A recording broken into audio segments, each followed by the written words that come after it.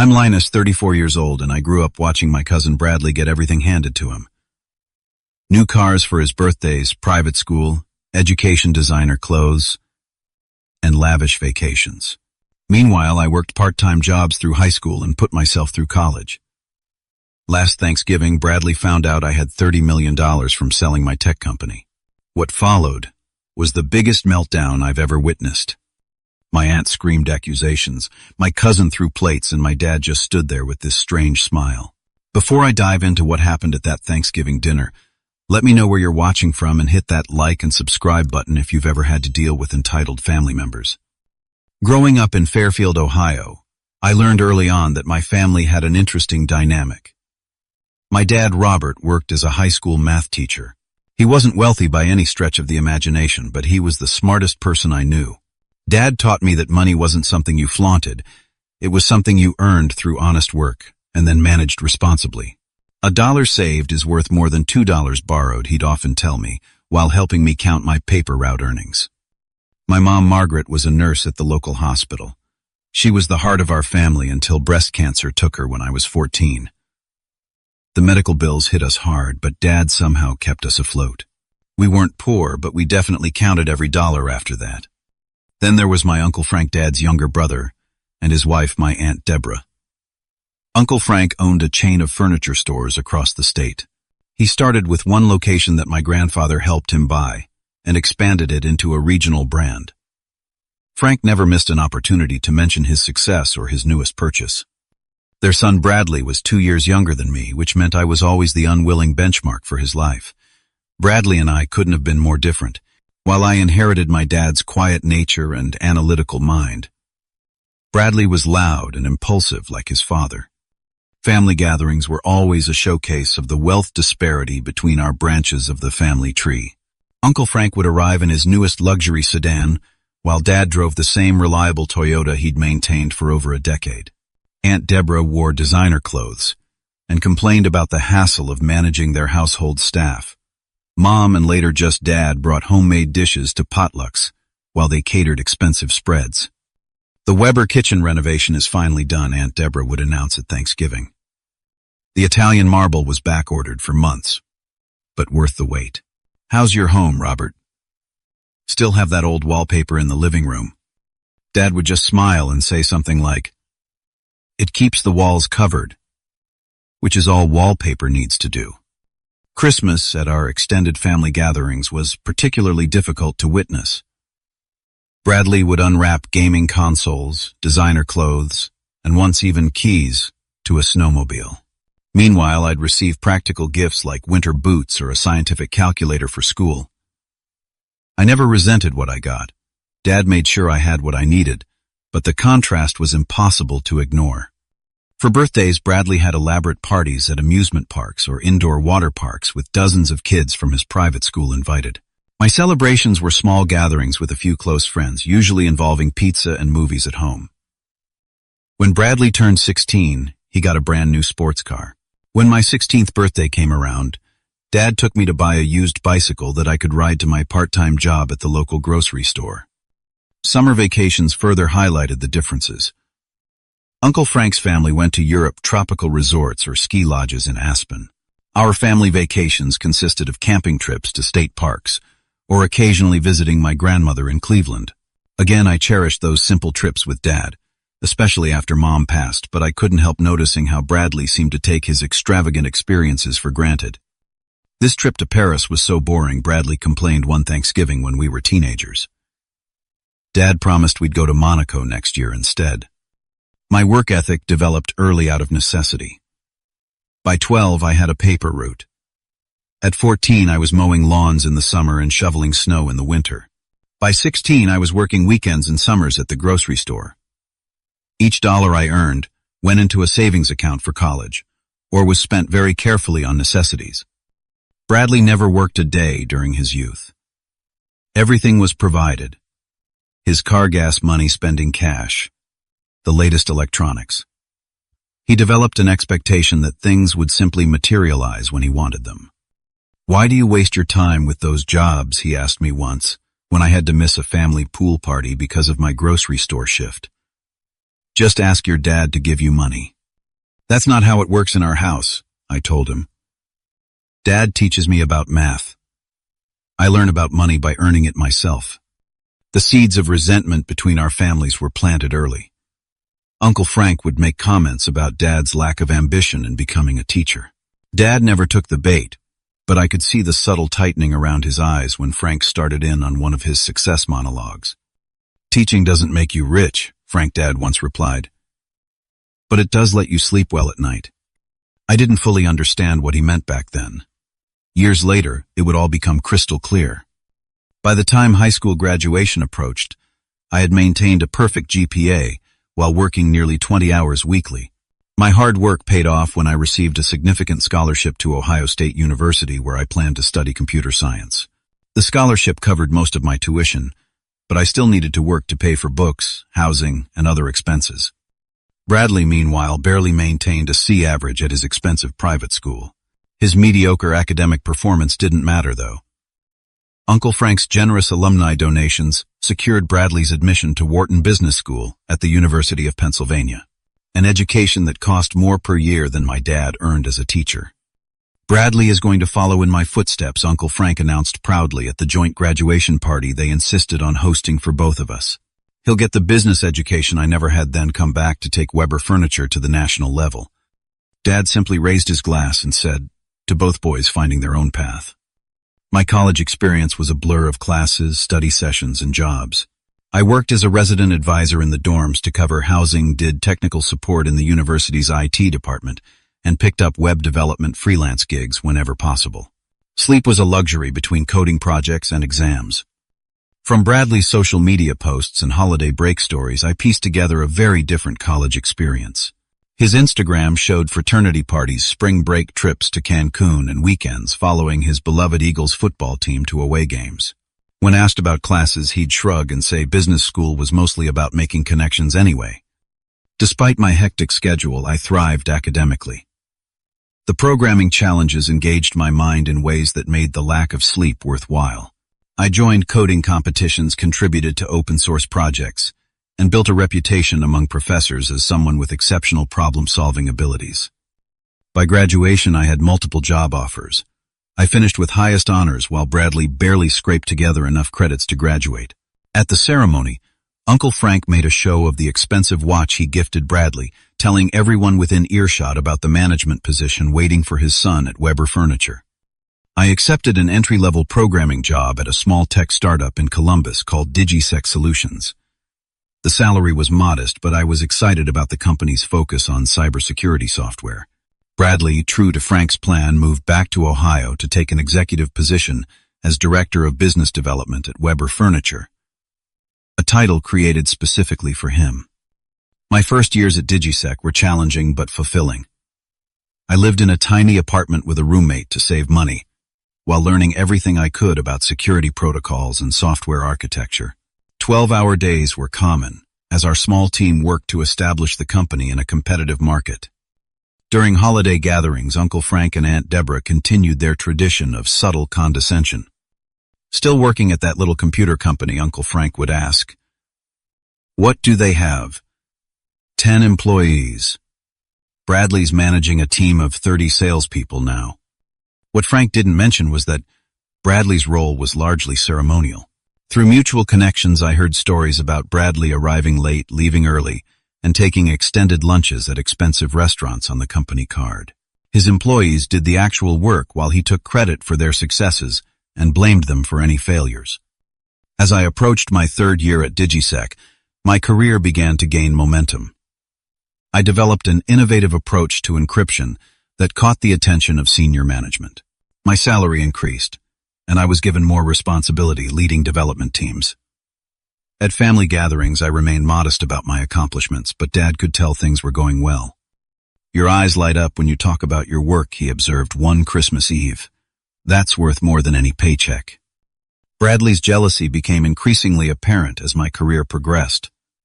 When I mentioned being promoted to lead developer, he quickly interrupted to announce he had just purchased a new luxury condo downtown. It was during this period that I met Alex Zhang, a brilliant security analyst who joined DigiSec after working at one of the major tech companies. We clicked immediately, staying late to discuss ideas about gaps in the cybersecurity market. These conversations would eventually lead to a decision that would change my life completely. Meanwhile, whispers about Weber Furniture facing financial difficulties began circulating. Online retailers were cutting into their business model, and Uncle Frank's reluctance to adapt to e-commerce was becoming problematic. Bradley's expensive salary and company car weren't helping the bottom line yet. Frank continued to project an image of unshakable success.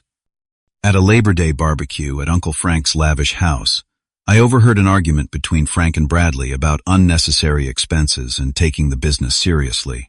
The facade was beginning to crack, though they continued to present a united front of prosperity to the extended family.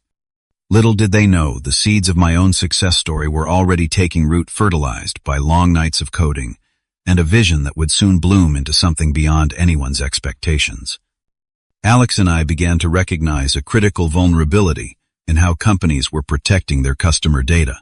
Major data breaches were making headlines every few months, and we identified a fundamental flaw in standard encryption approaches. During our lunch breaks and after hours, we sketched out a new algorithm that could potentially revolutionize data security. The current systems are like putting a state-of-the-art lock on a door but leaving all the windows open, Alex explained one night as we worked late. What we're designing closes all entry points with a single, elegant solution. With our combined savings of just $22,000, we resigned from DigiSec and founded Quantum Lock Security. The name represented our vision: security at the quantum level, virtually unbreakable using current technology. We rented a tiny office space above a sandwich shop in downtown Columbus and furnished it with second-hand desks we found online. Those first months were terrifying. We lived on ramen noodles and coffee, working 18-hour days to develop our prototype while our savings dwindled. My apartment became even more sparse as I sold furniture and cut every possible expense to extend our runway. Uncle Frank and Aunt Deborah found our venture amusing when I briefly mentioned it at that year's Easter gathering. A startup. In this economy, Uncle Frank chuckled. Bradley just closed a deal with a major hotel chain to furnish their new locations across 3 states. I simply nodded and changed the subject. I didn't have the energy to explain our vision or defend our choice. The algorithm was speaking for itself in our tests, and that was all that mattered to me. 6 months in, we secured our first client, a local credit union concerned about security after a competitor experienced a breach. The contract barely covered our expenses, but it gave us a real-world testing ground and a reference for future clients. We delivered beyond their expectations, implementing our system ahead of schedule and under budget. Word began to spread in the financial sector about the small company with the revolutionary security approach. A regional bank signed on next, followed by a healthcare data management firm. Each successful implementation strengthened our reputation and improved our software. 14 months after founding Quantum Lock, we hired our first employee, a brilliant programmer who believed in our vision enough to take a below-market salary in exchange for equity. By month 18, we had a team of 6 working from an actual office in a proper business district. The major breakthrough came when a venture capitalist experienced a personal data breach and became interested in cybersecurity investments. After a 3-hour meeting where we demonstrated our technology, he offered Series A funding that valued Quantum Lock at $12 million. The investment would allow us to scale properly, hire specialized talent, and accelerate our growth. Despite this success, I maintained a relatively modest lifestyle. I moved to a better apartment and replaced my 10-year-old car with a newer model, but nothing flashy. Most of my earnings went back into the company or into secure investments. Success wasn't about acquiring stuff. It was about creating something valuable and sustainable. During this period, I saw my extended family less frequently. Quantum Lock demanded my full attention, and frankly, I'd grown tired of Uncle Frank's dismissive attitude and Bradley's increasingly transparent envy. When we did connect at holidays, I kept conversations about work vague and brief. Bradley, now in his late 20s, was still living the high life, despite Weber Furniture's rumored struggles. He drove a new German sports car, took expensive vacations, and wore designer suits to work at the company that his father had built. Yet there was a brittleness to his confidence that hadn't been there before. "How's the computer thing going?" he asked during a Thanksgiving dinner 3 years into my Quantum Lock journey. It's going well, I replied simply. How's the furniture business? Absolutely crushing it, he said too quickly. Dad's letting me take over more of the executive decisions. Thinking about expanding to Cincinnati next year. The conversation might have ended there if Dad hadn't quietly added, I saw an article about quantum lock in the business section last week. Mentioned something about revolutionary security protocols. Bradley's eyes narrowed slightly. What exactly does your company do again, Linus? We help businesses keep their data safe, I explained deliberately, keeping it simple. As Quantum Lock grew to 30 employees and expanded to a second office in Chicago, rumors of our success occasionally reached my extended family. I never volunteered information about our rising valuation or the major clients we were now securing. Uncle Frank, however, seemed to be hearing things through his business connections. Some people at the Chamber of Commerce mentioned your company, he said at Christmas that year, studying me with new interest. Said you're making waves in the tech sector. We're doing okay, I acknowledged with a smile. How's Weber Furniture these days? The deflection worked as Frank launched into his standard speech about expansion plans and record sales, though the strain around his eyes told a different story. Bradley, listening nearby, stared at me with an unsettling intensity. Meanwhile, Quantum Lock's meteoric rise continued. A major data breach at a Fortune 500 company created industry-wide panic about security vulnerabilities. Our phone didn't stop ringing as companies scrambled to protect themselves. Within 5 years of our founding, we had offices in 3 cities, over 100 employees, and a client list that included some of the largest financial institutions in the country. Then came the call that would change everything. Tech giant, one of the world's largest technology corporations, wanted to discuss acquiring Quantum Lock to integrate our security protocols into their global infrastructure. The acquisition talks with tech giant began casually enough, a lunch meeting with their chief security officer who expressed interest in our technology. Within weeks, their executive team was flying to our headquarters for serious discussions. Alex and I had never anticipated this level of interest when we started coding in my apartment years ago. They're not just buying our software, Alex said as we prepared for another negotiation session. They're buying our brains, our vision, and our future innovations. The initial offer was substantial, but came with golden handcuffs. We would need to work for tech giant for several years under restricted conditions. We pushed back, arguing for more autonomy and a cleaner exit strategy. Negotiations stretched over 4 months of intense meetings, late-night calls, and revised contracts. We're not desperate to sell, I reminded our lawyers. We're profitable and growing. They need to respect that in their valuation. The final agreement exceeded our wildest expectations. Tech giant would acquire Quantum Lock for $89 million, with Alex and I splitting the majority of proceeds after our investors and employee equity was paid out. My personal share would amount to just over $30 million.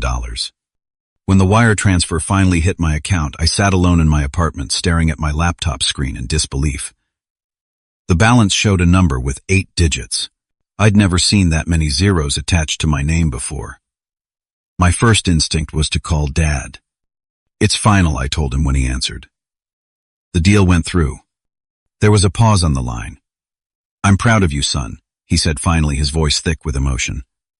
Not because of the money, because you built something valuable through honest work and your own intelligence. I learned from the best, I replied. We agreed to discuss the details in person soon.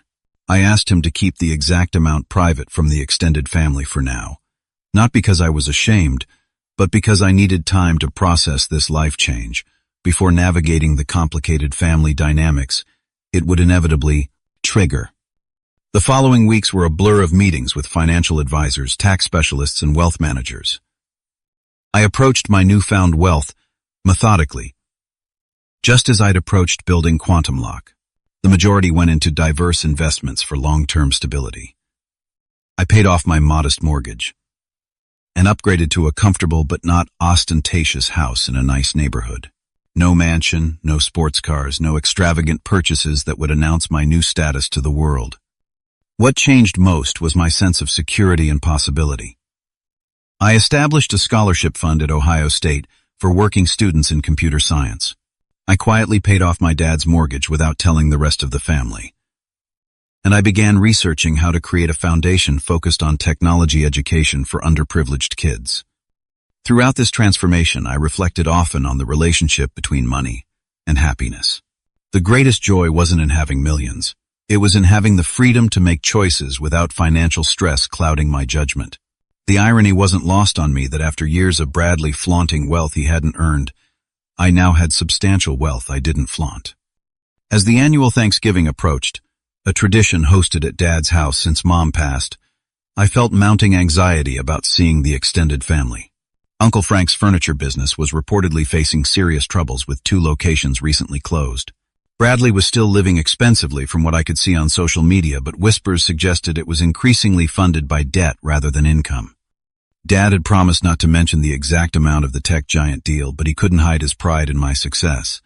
And in a small city like ours, business news traveled fast. I suspected Uncle Frank had heard something about the acquisition, though probably not the financial details. The night before Thanksgiving, I called Dad to confirm our plans. "Should I bring anything tomorrow?" I asked. "Just yourself," he replied, "and maybe some patience. Frank's been asking questions about your company sale." I sighed. How much does he know? Only that there was an acquisition. I've kept the details private as promised. But Linus, he hesitated. They're family. Eventually, they'll find out. I know, Dad. I'm not hiding it because I'm embarrassed. I just don't want it to become the only thing people see when they look at me. I understand that better than most, he said. Your mother and I raised you to value who you are, not what you have. As I hung up, I couldn't shake the feeling that tomorrow's Thanksgiving would be unlike any our family had experienced before. I had no idea just how prophetic that sense of unease would prove to be. Thanksgiving Day dawned clear and cold. I arrived at Dad's house early to help with preparations, just as I had every year since moving out. The modest 2-story home looked exactly as it had throughout my childhood, with the same weathered welcome mat and the slightly crooked basketball hoop in the driveway. Dad was already busy in the kitchen when I arrived, turkey in the oven and potatoes boiling on the stove. We fell into our comfortable routine, him handling the main dishes while I prepared sides and set the dining room table. There was something grounding about these familiar tasks amid all the changes in my life. I polished Mom's good silverware Dad mentioned as I arranged place settings. Thought we might as well use it today. I nodded, recognizing this small acknowledgement of my success. The silverware only came out for special occasions. Around 2 in the afternoon, a gleaming black SUV pulled into the driveway. Uncle Frank, Aunt Deborah, and Bradley had arrived. Through the window, I watched them emerge from the vehicle. Frank looking more tired than I remembered. Deborah immaculately dressed as always, and Bradley sporting an expensive watch that caught the sunlight as he gestured animatedly. The prodigal family returns. Dad muttered beside me, a rare display of sarcasm that made me chuckle. The greetings at the door were stiff but cordial. Aunt Deborah air-kissed my cheek while commenting on how quaint and unchanged Dad's house remained. Uncle Frank delivered hearty backslaps and booming holiday wishes that felt performative.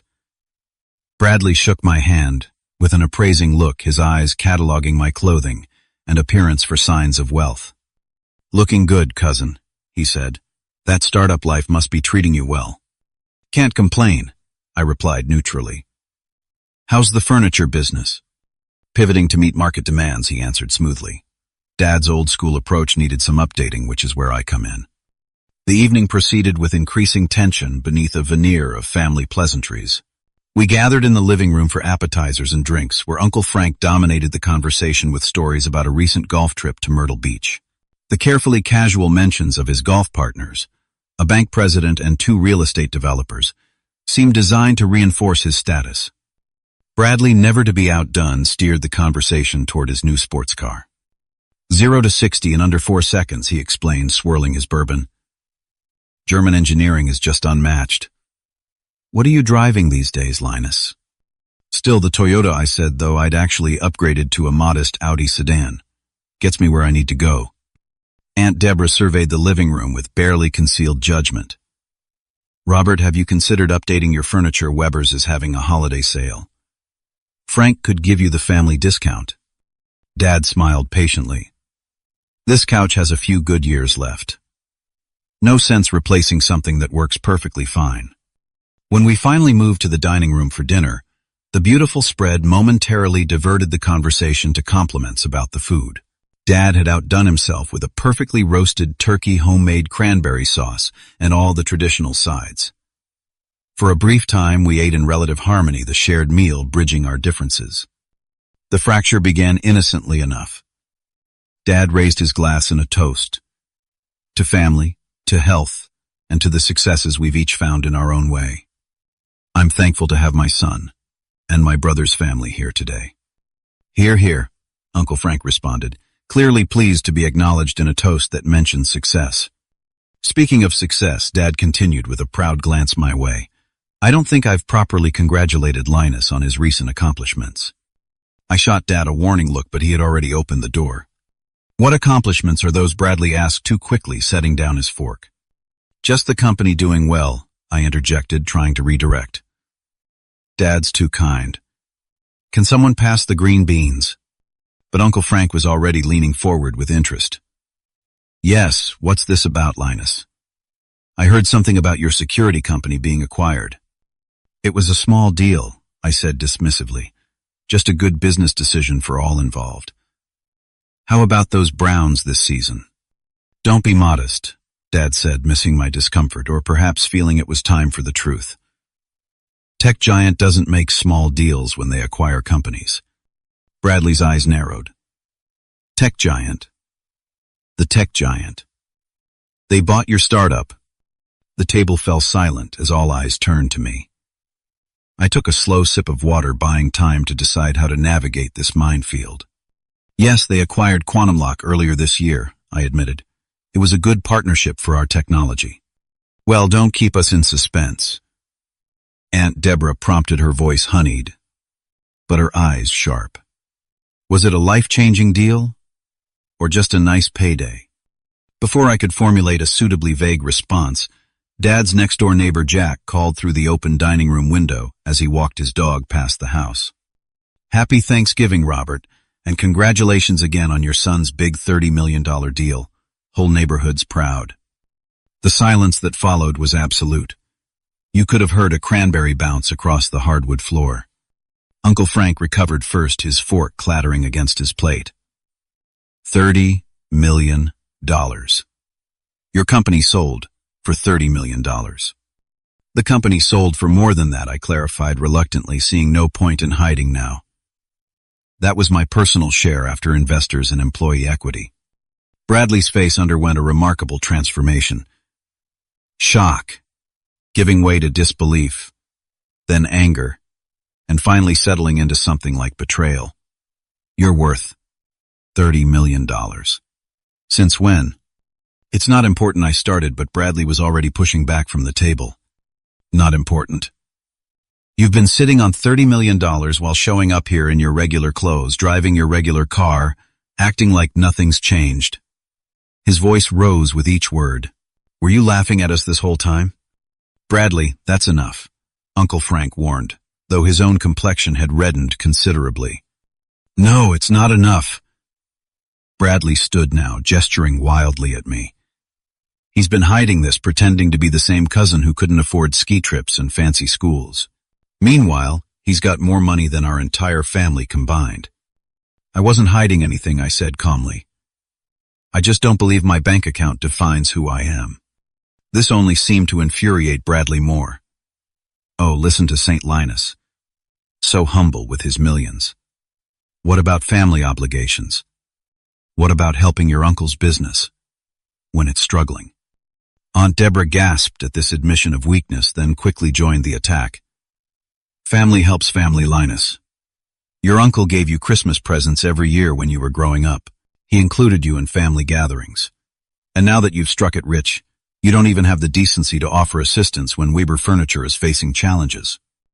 I wasn't aware you needed assistance, I replied honestly. No one asked for my help. Should we have to beg? Aunt Deborah's voice rose to a screech.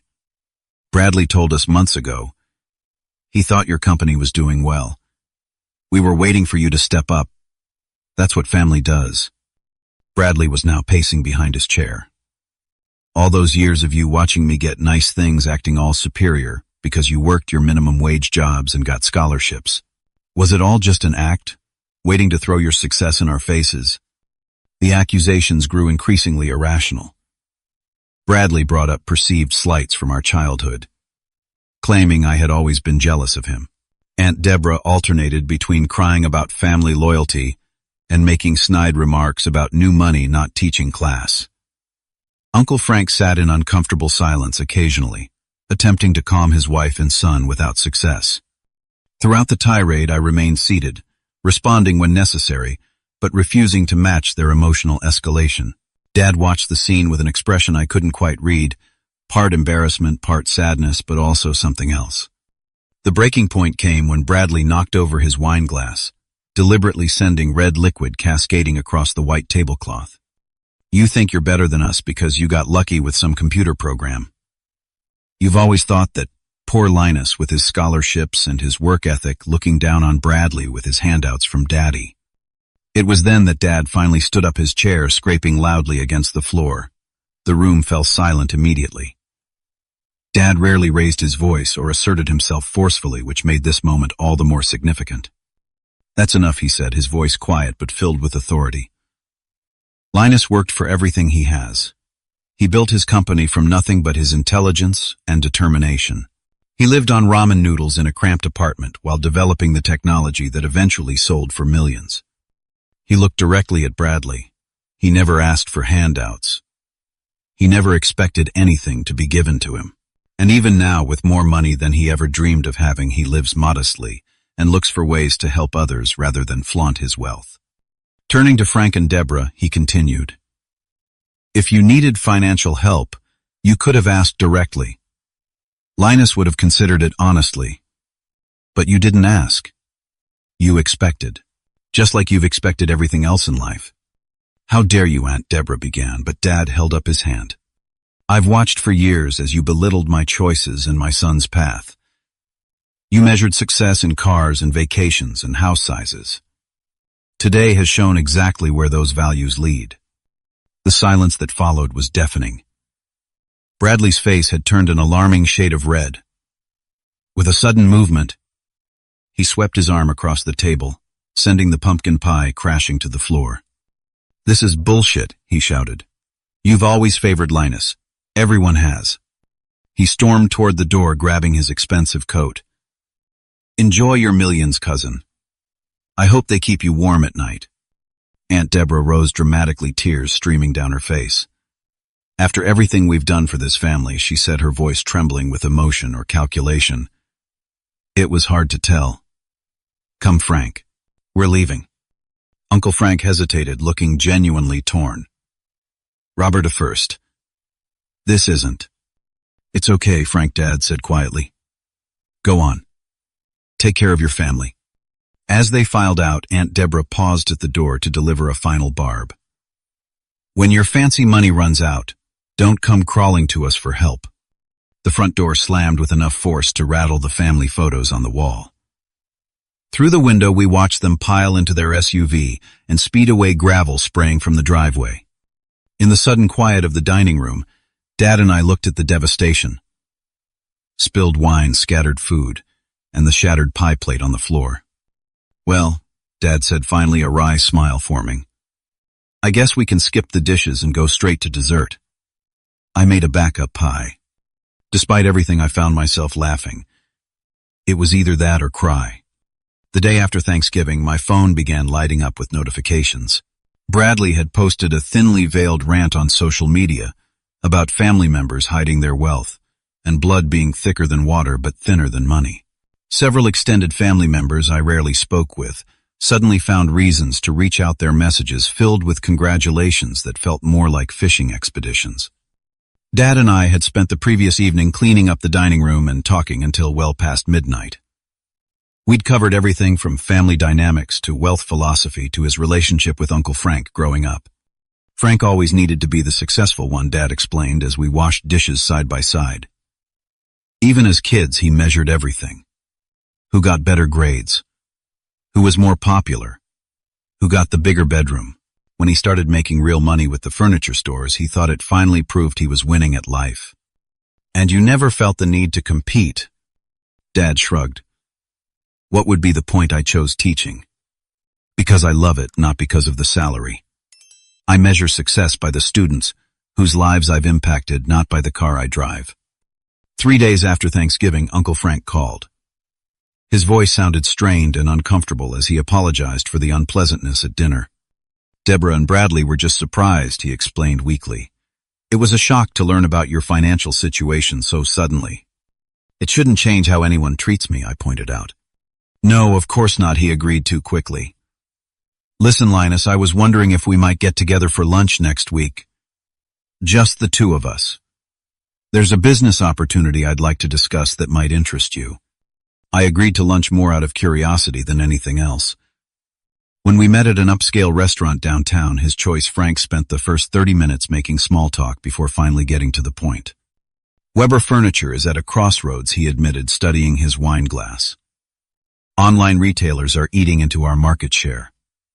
We need to digitize, modernize, get ahead of the curve. Sounds sensible, I offered neutrally. It would require significant investment.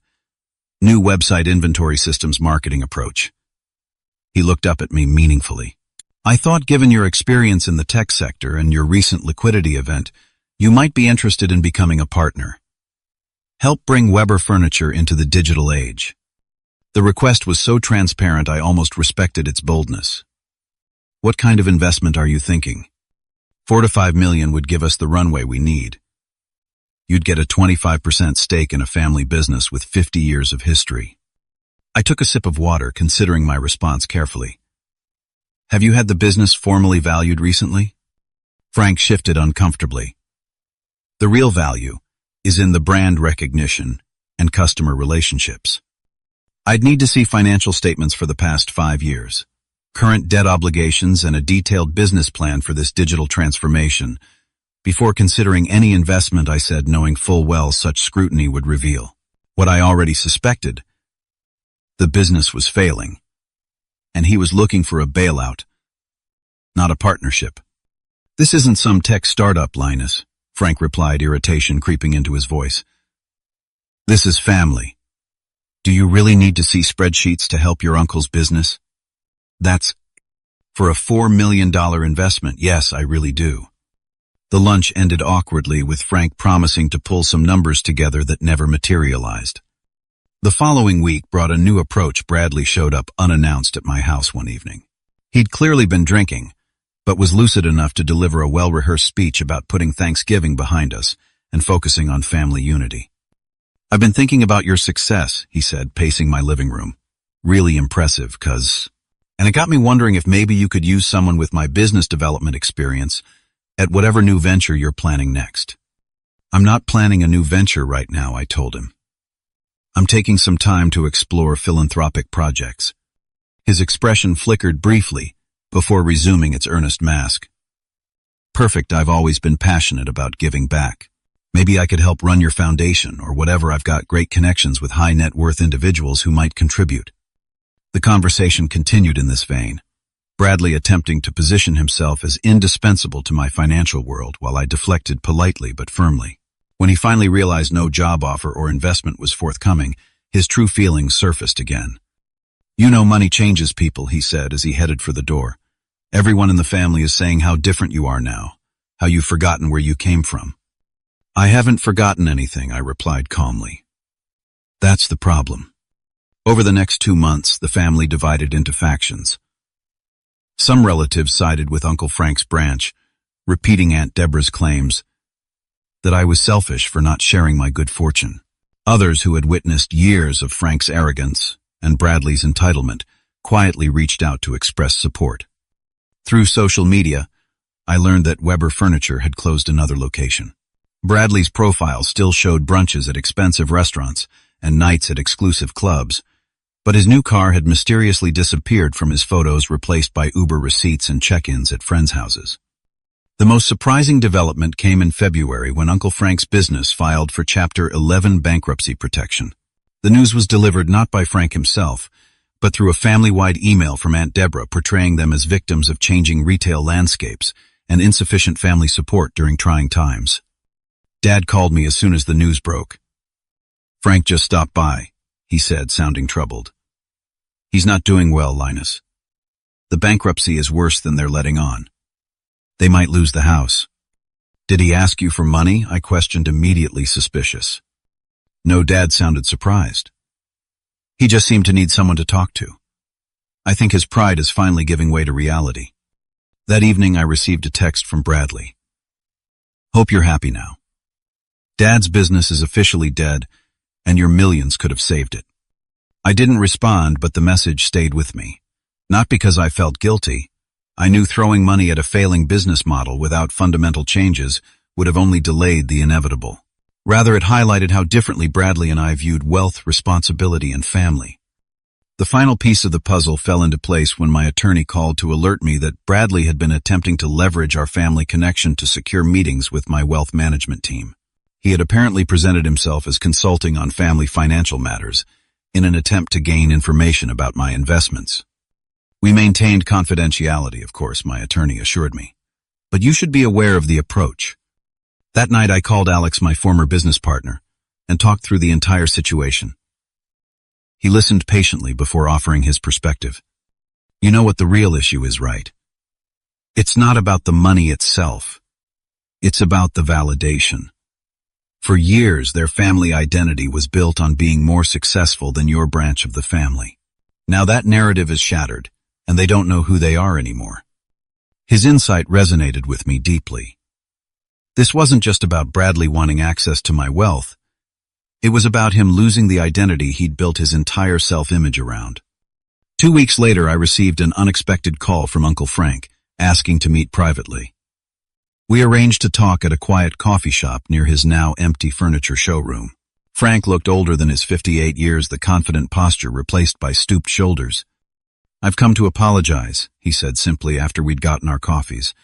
"Not just for Thanksgiving, but for years of, well, being a lousy brother to your dad and a lousy uncle to you."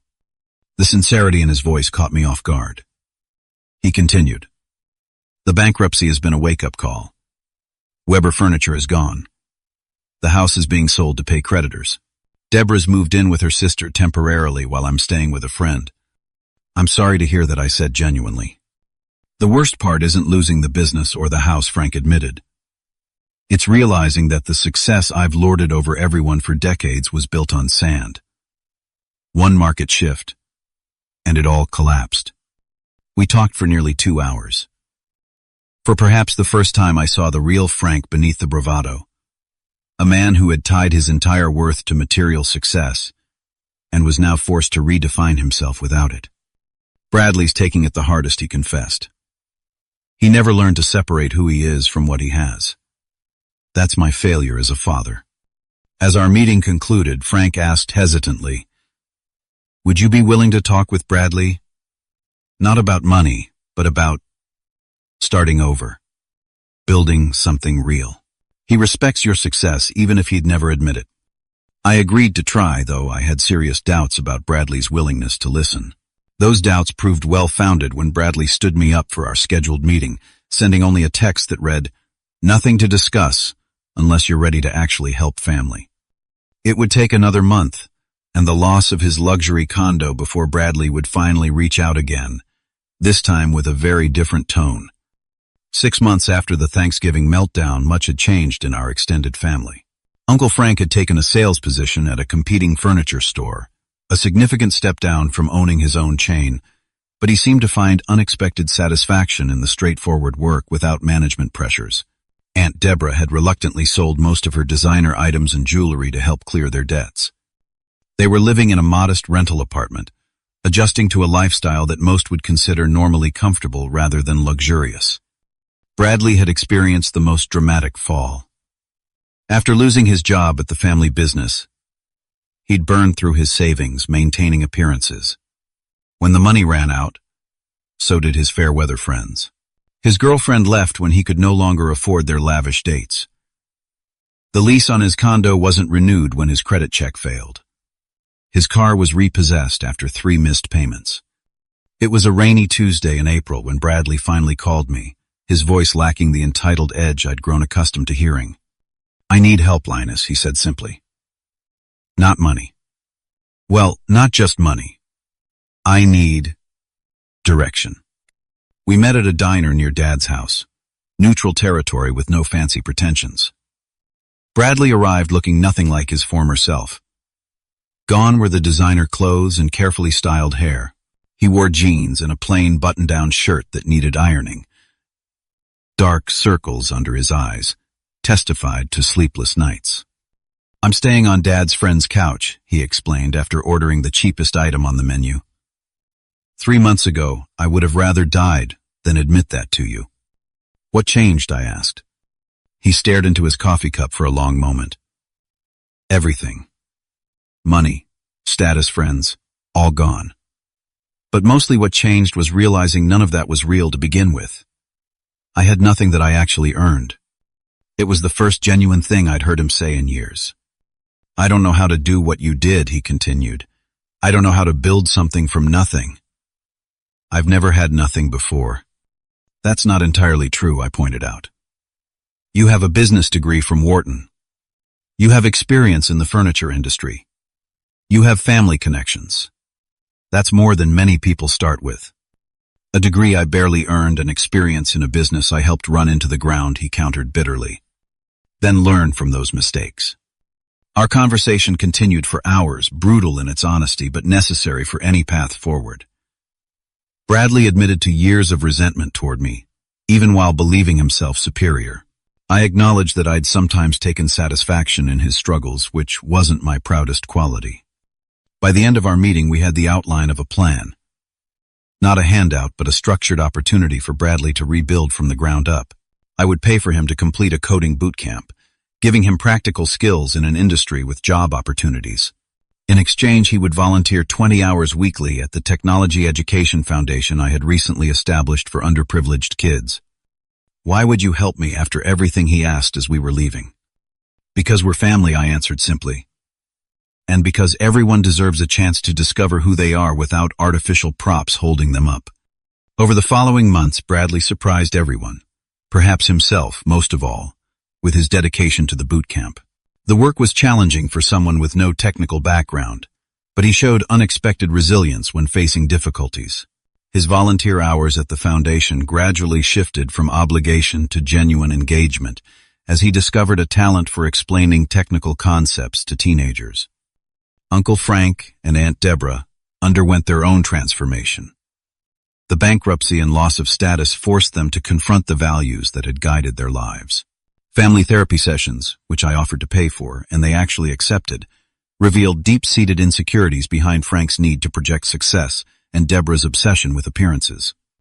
"I spent 50 years believing that my worth was tied to my bank account," Frank admitted during a rare family dinner that included both branches 6 months after Thanksgiving. "Losing everything financially helped me find something more valuable, perspective." Aunt Deborah's journey was slower and more reluctant, but genuine nonetheless. "I still miss my walk-in closet," she confessed with unexpected humor. "But I don't miss the person I was inside those designer clothes." As for me, the experience transformed my approach to wealth and purpose. My foundation expanded to 3 cities, offering technology, education, and mentorship to kids who reminded me of myself at their age. Curious, determined, but lacking resources and connections. I found more satisfaction in this work than in any business success I'd achieved. Dad, as always, provided the steady moral center around which our family slowly rebuilt. He welcomed Frank and Deborah into his home without judgment when they needed support. He celebrated Bradley's small victories in learning to code. And he continued to remind me that generosity required wisdom, not just resources. When Thanksgiving arrived again, exactly 1 year after the meltdown, we gathered once more around Dad's dining room table. The dynamic was transformed. Bradley brought his laptop to show me a simple app he'd built for tracking volunteer hours at the foundation. Uncle Frank contributed a bottle of modestly priced wine, rather than the ostentatious offerings of previous years. Aunt Deborah helped in the kitchen without complaints about the lack of staff. As we settled in for dinner, Bradley cleared his throat nervously. "Before we eat, I'd like to say something." He looked directly at me. A year ago, I had everything handed to me and thought I deserved more. Today, I'm earning my own way for the first time, and I've never felt more. Thank you, Linus, not for the money you could have given me, but for the opportunity to discover I'm more than just what I own. Aunt Deborah dabbed at her eyes. Linus, I owe you an apology. I judged you harshly for not sharing your wealth the way I thought you should. I didn't understand that you were offering something more valuable, a chance for us to find our authentic selves. Uncle Frank reached across the table to grasp my hand. I spent decades competing with your father, always believing I was winning because my house was bigger and my car was newer. What a waste of a relationship with my own brother. Dad raised his glass in a toast. To learning what truly matters, and to the courage to change when life teaches us difficult lessons. As I looked around the table at my transformed family, I realized the true nature of wealth had nothing to do with money. Real wealth was the capacity to grow, to learn from mistakes, to rebuild broken relationships, and to find meaning beyond material possessions.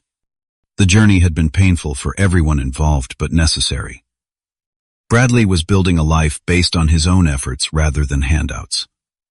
Uncle Frank and Aunt Deborah were discovering contentment without status symbols.